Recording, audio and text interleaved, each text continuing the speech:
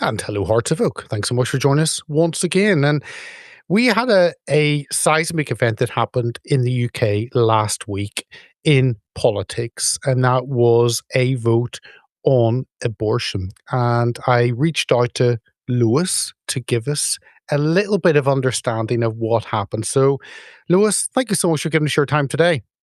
Of course. Well, I'm sorry it's under such sad circumstances. It really is barbaric what has happened in the UK within the last week. We already were in a position that we had a very extreme liberal abortion law. We allowed abortion for most reasons up till 24 weeks, about 6 months of pregnancy, which is about double what most of Europe allows for.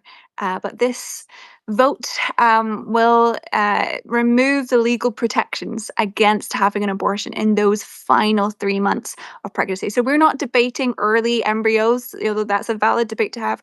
We're talking about late, full term babies who are developed, who are sentient, who can feel pain, who know their mother's voice. Those protections for their lives have now been washed away. Well, let's jump in because it was a strange day with a positive vote up in Scotland Yeah, on an assisted dying, yeah. and then I think it was only hours later this vote came in the House of Lords.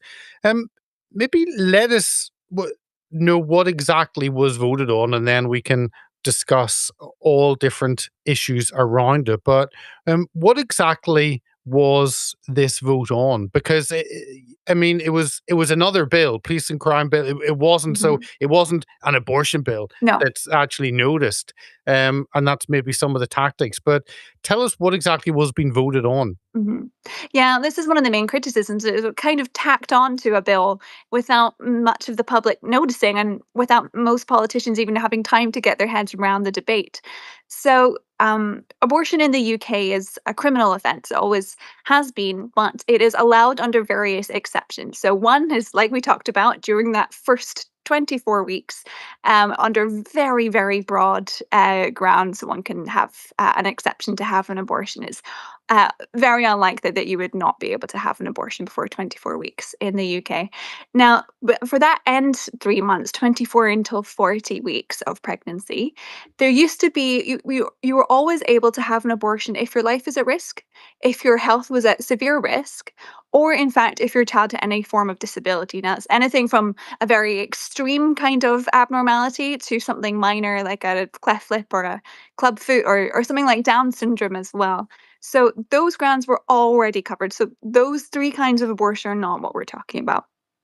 But what was happening was because of a scheme that was introduced in 2021 called Pills by Post, women in the UK were now allowed to call up an abortion provider, simply say, "I'm less than 10 weeks pregnant," and without any in-person medical checks or examinations, be sent pills to their homes to have an abortion and perform it on themselves in their own bathroom.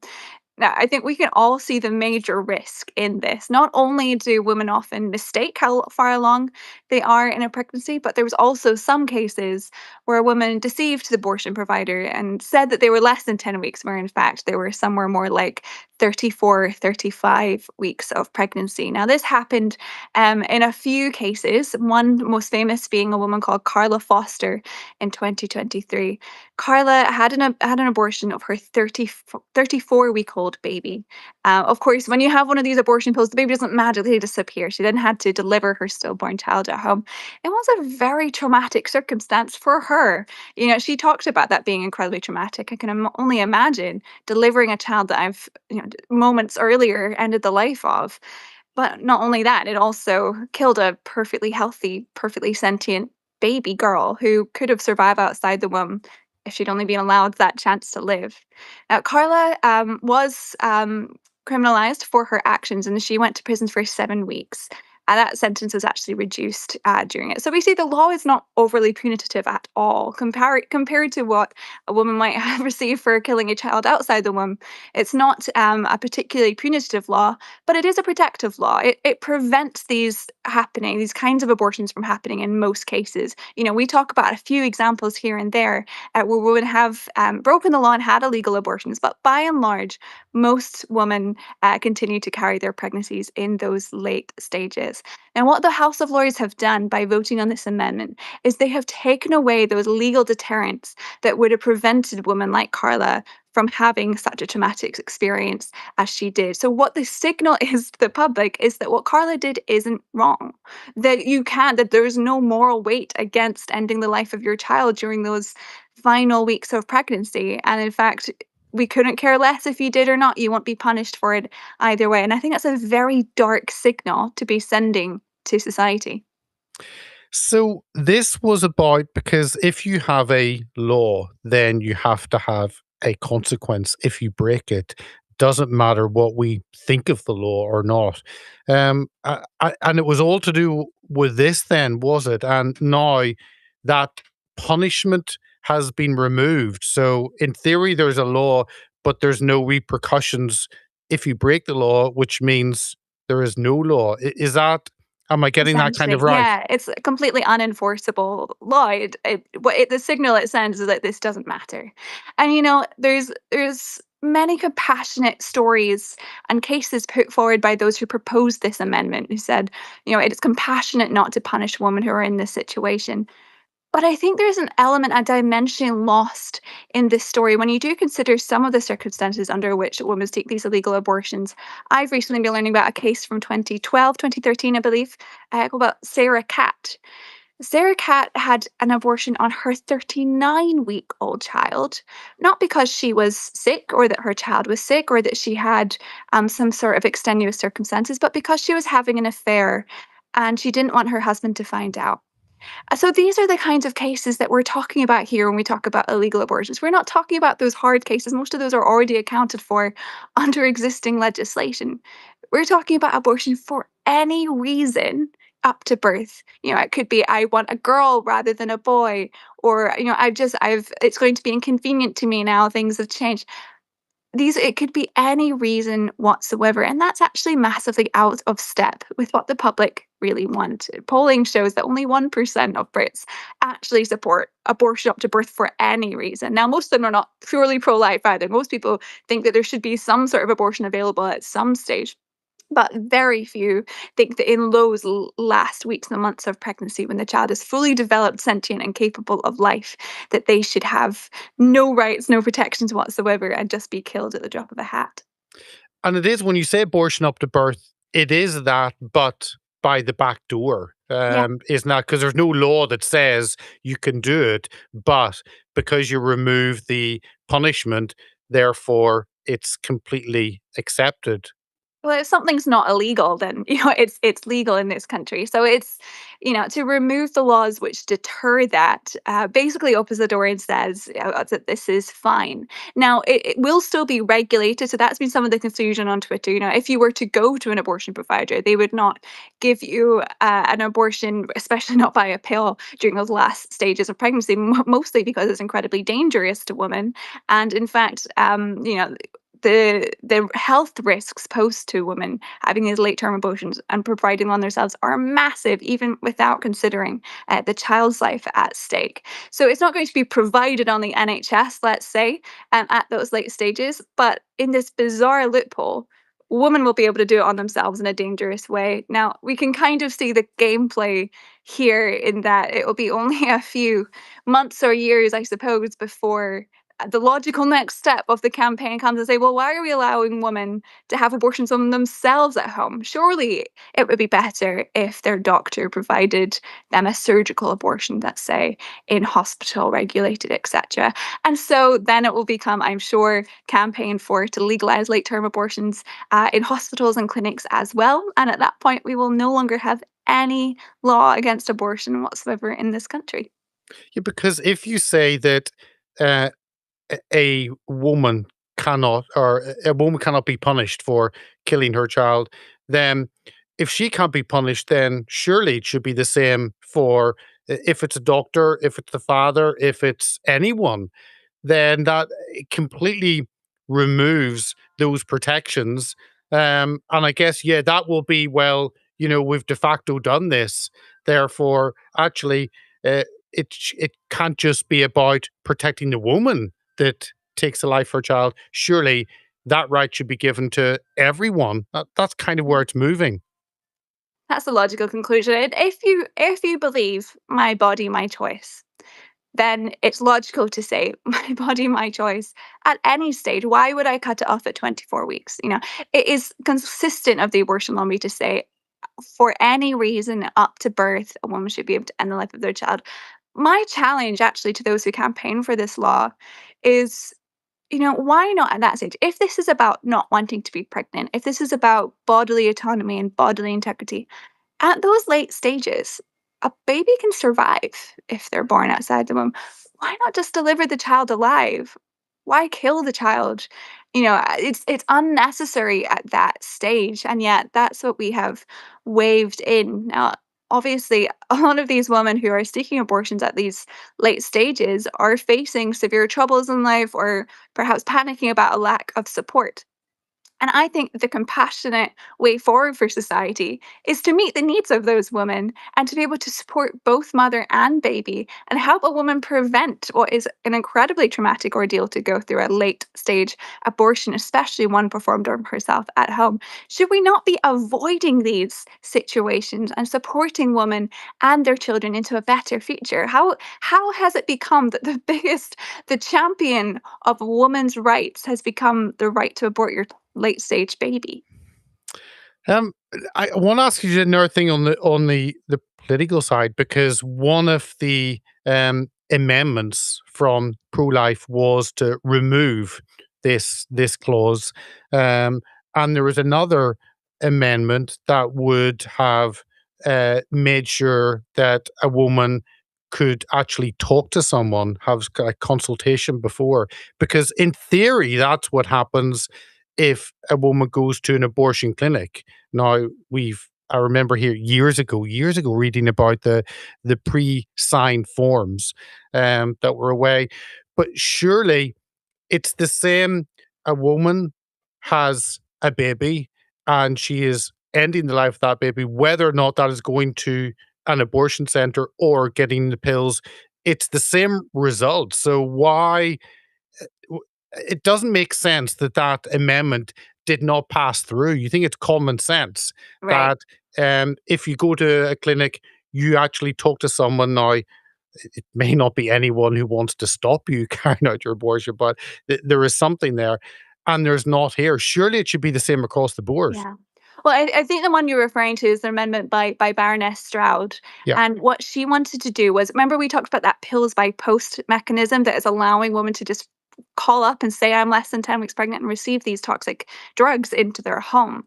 Well, what she would do is to remove that kind of telemedicine approach to this very serious topic, and instead say during that time period that already exists up to 24 weeks where women are able to access abortions for almost any reason, have them at least go in for an in-person examination. Make sure there's not an ectopic pregnancy, which by the way could be lethal if women are carrying out an abortion themselves during an ectopic pregnancy. Make sure the baby is not further along than the woman thought or suggested.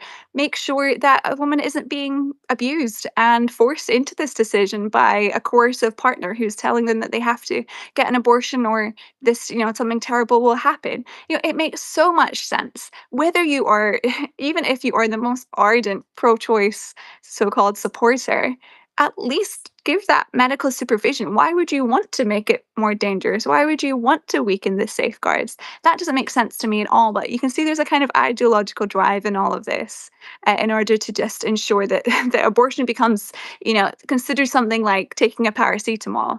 But in fact, it's much more consequential psychologically, physiologically, and mentally than something like that. And I think, if we are going to live in a society at the moment which allows for these early stage abortions, at least put these safeguards in place to ensure that women are not having recourse to them without due consideration and process.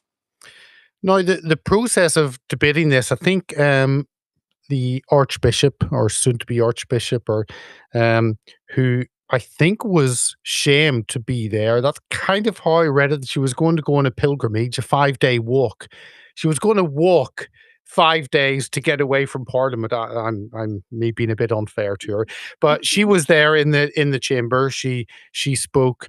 Um, I and she voted the Yeah, correct way to look yeah. after, as did, I think there were 10 or 11 bishops.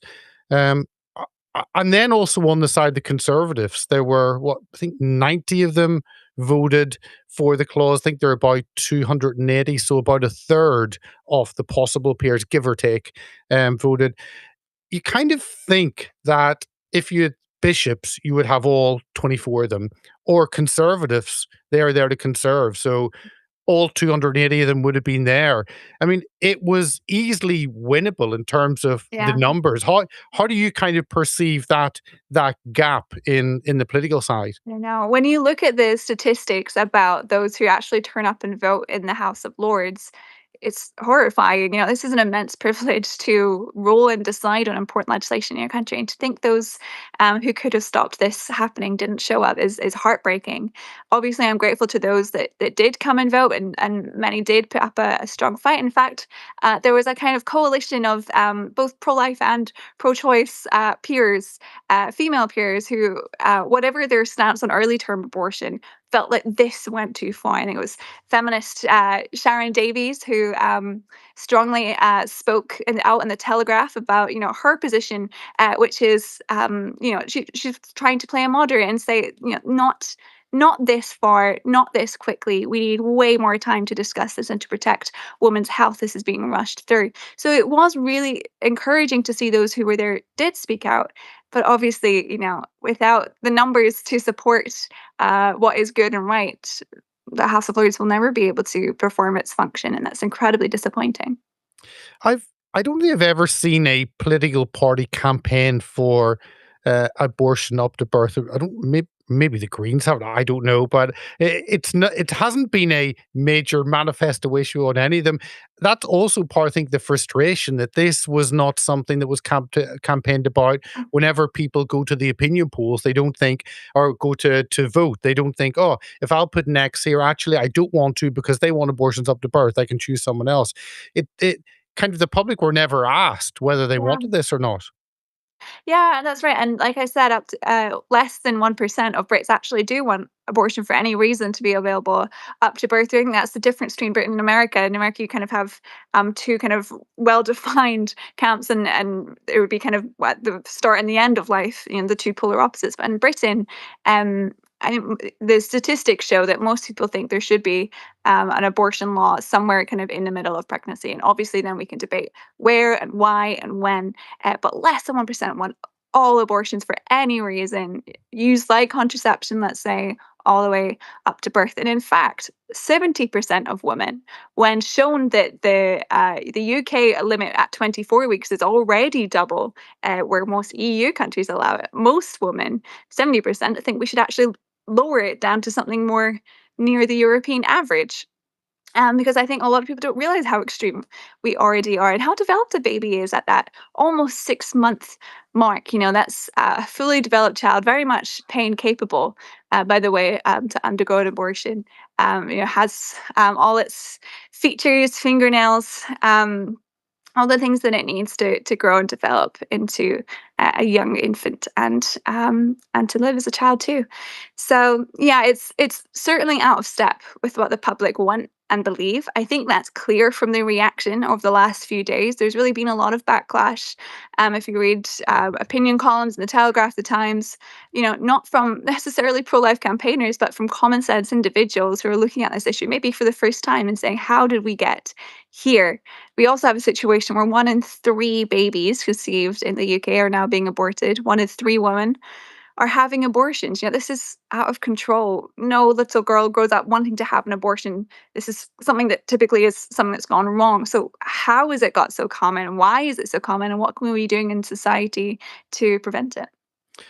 I didn't watch the whole debate, but often the numbers don't come up to give you an understanding that we are now past 10 million. With, I think, what was it, 2023 was just under 300,000, the highest ever Yeah. deaths in a year. Yeah. So these are huge, huge figures. And yet those aren't brought in, or the other side of actually what is life. Because when people talk about, I am early abortion is fine, but later it's not good. Well, at what point is it good? If you Exactly. can point to me, but I Yeah. get that's part of the rationale of this that never seems to come into the conversation. Yeah, I'm hopeful that it might after this, to be honest. I do have some hope that now people are waking up and are alive to the issue.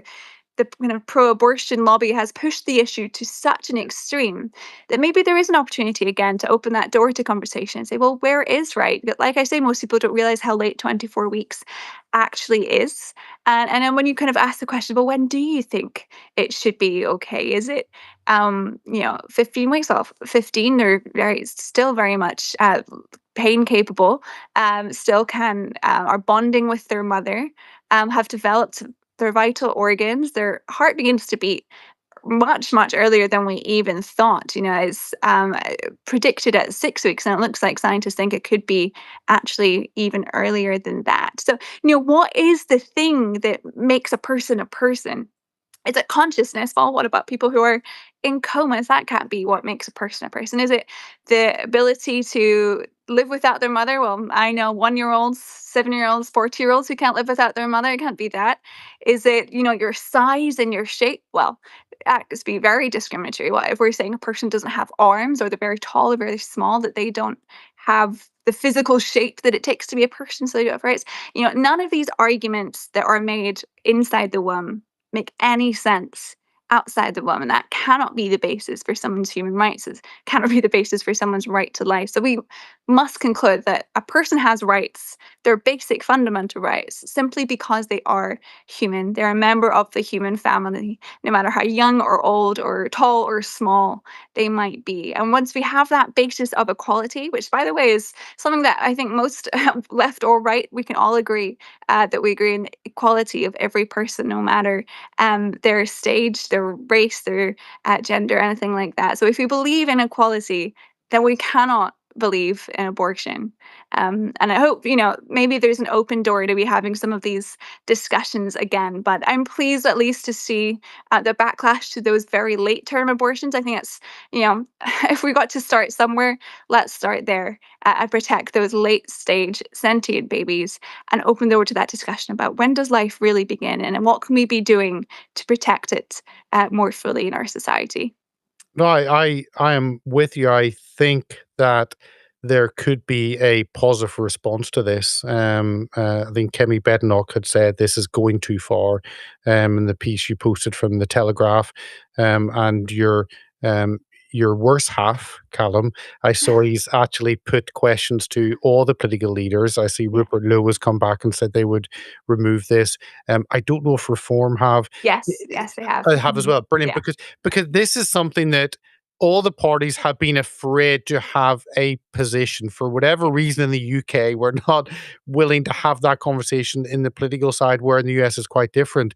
So you're right. I think this is so far past what anyone really wanted, and this has been pushed through by a very small amount of people, that it does seem as though a conversation can be had about this because it's so extreme. So I agree with you 100%. I think that could be a positivity from this. yeah. Yeah, well, hopefully we'll continue. It's very encouraging. The Conservatives, Reform, and Restore All came out to say this is too far. We haven't had political commitments like that to the issue of protecting unborn life for probably my entire lifetime. So I'm encouraged by that, and hopefully, in 2029. A lot of the public will be more alive to the issue and be able to raise this with their local MPs, with their candidates, and shape a future government which is going to be much more protective when it comes to protecting women from abortion and protecting babies' lives. You wrote a piece in Premier Christianity, and I'm wondering then what has been the response from Christians. I know some churches are very good on this issue and will pray about this, and I know churches did pray beforehand. Many did not, and I'm wondering, for you having your finger on the pulse in terms of certainly writing articles, for instance, for Premier for a Christian audience, how do you see the response from churches? And this has been something you've campaigned on for a long time, and so probably have a better understanding than really any of our audience will. Yeah, well, my premier piece challenged the Archbishop of, or the incoming Archbishop of Canterbury, to turn up and vote the right way, and I was very pleased to see that she did, and some of the bishops did as well, and changed their plans to be there. So I think, that was essential really for, a Church of England that has not had leadership on this issue for a generation, to see that this is an issue that matters and matters to turning up for. Now, I think I perhaps would have written her speech a little more strongly if it was my speech. Um, but that's a start. I think that I found churches have not learned to speak about this issue for our generation, and it can be incredibly scary. You don't want to get on the wrong side of the public. It's a very hot potato contested issue, and a lot of churches have shied away. But I hope that, again, the shock of this vote, the extremity of this vote, will kind of shake us alive a little bit to see how far the public has progressed in our lull, and just have that confidence again to say, it is absolutely right to speak out for the most vulnerable in society, as we're commanded to do in scripture. We're commanded to love and protect the vulnerable. And there's nobody more vulnerable than unborn children. Like I said, 1 in 3 babies are lost to abortion in the UK every year. 1 in 3 women have an abortion, and we know that from studies from actually pro-choice top scholars, David Ferguson, a top psychologist, has found that abortion can, by many multitude of times, increase a woman's risk to anxiety, suicidality, drug abuse, alcohol abuse. Having an abortion is a painful and difficult and traumatic experience. If we as the church are abandoning our neighbors, 1 in 3 of our female neighbors, to go through this and to think that the best thing that she can do in her situation is to kill her unborn child, then we've ultimately failed to spread the gospel of life. I think that has to really just challenge us and help us equip in order to speak about this better and speak about this more frequently. We now, and you've put this up as well, we are now in a position in the UK where in many parts of the UK, because anywhere within, what is it, 500 feet of an abortion clinic, it is illegal to pray. But yet, a mother can kill her child, and that is absolutely fine. And you kind of sit and look at that, and with confusion at how we have got here, that we criminalize prayer, but we allow Yeah. killing a child. And I think that is not a good, but it's a stark picture of where we are in the UK. Yeah, it is. Yeah. It's a hierarchy of beliefs, the right to believe that your unborn child is just a clump of cells has trumped the right to even pray silently in one's head. There's been a lot of backlash this weekend because there was a big Muslim prayer gathering for iftar in Trafalgar Square, which many of the politicians who criminalize Christian prayer in that circumstance have come out massively in support of. So it's interesting again to see those hierarchies of belief at play. So kind of the the belief in abortion trumps Christianity, and I wonder where does Islam fit into that? If there was to be an iftar prayer gathering outside an abortion facility, what happens then? It's an interesting observation of where we're at as a society. But yeah, I mean, I think for so long we've been denied the truth that these infants are little human beings. Like, we know that, we see scans, we see, I mean, incredible 3D 4D scans that show us life in the womb. We know so much about it now, we have no excuse. But the kind of rhetoric of it's a clump of cells, it doesn't matter, and it's something to get rid of. There's American kind of rhetoric that comes through about the yeetus, the fetus. It's really horrific, the way that the unborn child is spoken of, and that kind of has permeated in society, to think that a woman should not even come to have to be in the same presence, the same street, as somebody who might possibly disagree with her. It's an incredible state of affairs and a very sad one, especially because a lot of these charitable volunteers that are being arrested are praying silently because they used to offer charitable help to women in need and have been told not to do that. So the least they can do is pray silently, and they're being arrested for doing that too. And I mean, my perception is this is driven by ideology and not necessarily money, because buying pills, I guess, they're not hundreds and hundreds of pounds. So I'm assuming, so there isn't a huge financial value to that, which which makes it more worrying that people are driven by the desire to kill. It's not even money. It's just out of a intrinsic that see because when I look at the abortion industry, a lot of it is paid for by the NHS. Therefore, it's not private as maybe in the US. It may be more driven by money. Is that a ho- am I completely off the mark, or what's your Yeah. perception of that? Yeah, I think, for many people, yes, it's that ideology. I think there's a macro level that's kind of, you know, underlying force in that it's cheaper for the state if you have an abortion. um, in the long term. Like if you think about the cost associated with with a child in society, of schooling, of healthcare. Like it is, especially for a woman who's perhaps in a deprived situation. The state could be looking at 18 years worth of child benefit or a short one pill abortion.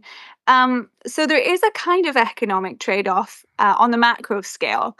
Um, but then, of course, the response to that is that the rate of abortion right now is so high that we have completely upturned the demographic balance of our society.